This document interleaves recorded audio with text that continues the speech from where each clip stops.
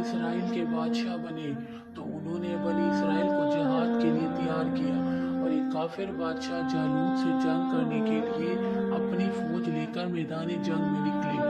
جب دونوں لشکر میدان جنگ میں آمنے سامنے ہوئے تو جالوت نے بنی اسرائیل سے مقابلہ کرنے والا طلب کیا۔ چونکہ جالوت بہت بڑا جابر، قوی، شہزور، عظیم الجثہ اور قدآور تھا، طالوت کے لشکر والے اس کی قوت و جسامت دیکھ کر گھبرا گئے، کیونکہ طالوت نے اپنے لشکر میں اعلان کیا کہ جو شخص جالوت کو قتل کرے گا میں اپنی بیٹی اس کے نکاح میں دے دوں گا اور آدھا ملک اسے دے دوں گا، مگر کسی نے اس کا جواب نہ دیا۔ طالوت نے حضرت شمویل علیہ السلام سے عرض کی کہ بارگاہ الہی میں دعا کریں، تو آپ نے دعا کی تو بتایا گیا کہ حضرت داؤد علیہ السلام جالوت کو قتل کریں گے۔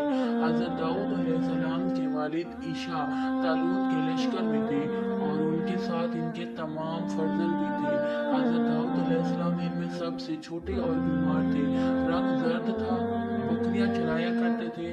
جب طالوت نے آپ علیہ السلام سے عرض کی کہ اگر آپ جالوت کو قتل کریں تو میں اپنی لڑکی آپ کے نکاح میں دے دوں گا اور آدھا ملک بھی آپ کو پیشکش کر دوں گا، تو آپ نے اس پیشکش کو قبول فرما لیا اور جالوت کی طرف روانہ ہو گئے۔ لڑائی کی صفیں بن گئی اور حضرت داؤد علیہ السلام نے اپنے دست مبارک میں گوبن یعنی پتھر پھینکنے والی رسی لے کر جالوت کے سامنے آ گئے۔ جالوت کے دل میں آپ کو دیکھ کر دہشت پیدا ہوئی، مگر اس نے باتیں بہت متکبرانہ کی اور آپ کو اپنی قوم سے مرعوب کرنا چاہا۔ آپ نے اپنی اس رسی میں پتھر رکھ کر مارا، وہ اس کی پیشانی توڑ کر پیچھے سے نکل گیا اور جالوت مر کر گر گیا۔ حضرت داؤد علیہ السلام نے اسے لا کر طالوت کے سامنے ڈال دیا۔ تمام بنی اسرائیل بڑے خوش ہوئے اور طالوت نے حضرت داؤد علیہ السلام کو حسب وعدہ نصف ملک دے دیا اور اپنی بیٹی کا آپ کے ساتھ نکاح بھی کر دیا۔ ایک مدت کے بعد طالوت نے وفات پائی تو حضرت داؤد علیہ السلام پوری سلطنت کے بادشاہ بن گئے۔ آپ کا نام داؤد نسب نامہ یہ ہے کہ داؤد بن عیشا بن اوید بن عابر بن سلمون بن نحوشین بن اویناس بن ارم بن حصرون بن فارس بن یہودا بن حضرت یعقوب بن حضرت اسحاق بن حضرت ابراہیم علیہ السلام بن۔ آپ بہت خوبصورت، چنانچہ آپ کا حلیہ مبارک بیان کرتے ہوئے حضرت کعب رضی اللہ تعالیٰ عنہ بیان فرماتے ہیں، حضرت داؤد علیہ السلام سرخ چہرے، نرم و ملائم بالوں، سفید جسم اور طویل داڑھی والے تھے۔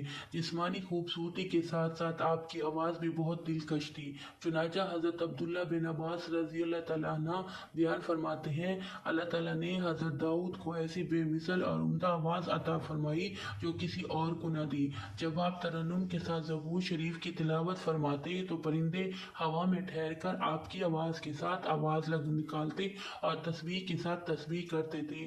اسی طرح پہاڑ بھی صبح و شام آپ کے ساتھ تسبیح فرمایا کرتے تھے۔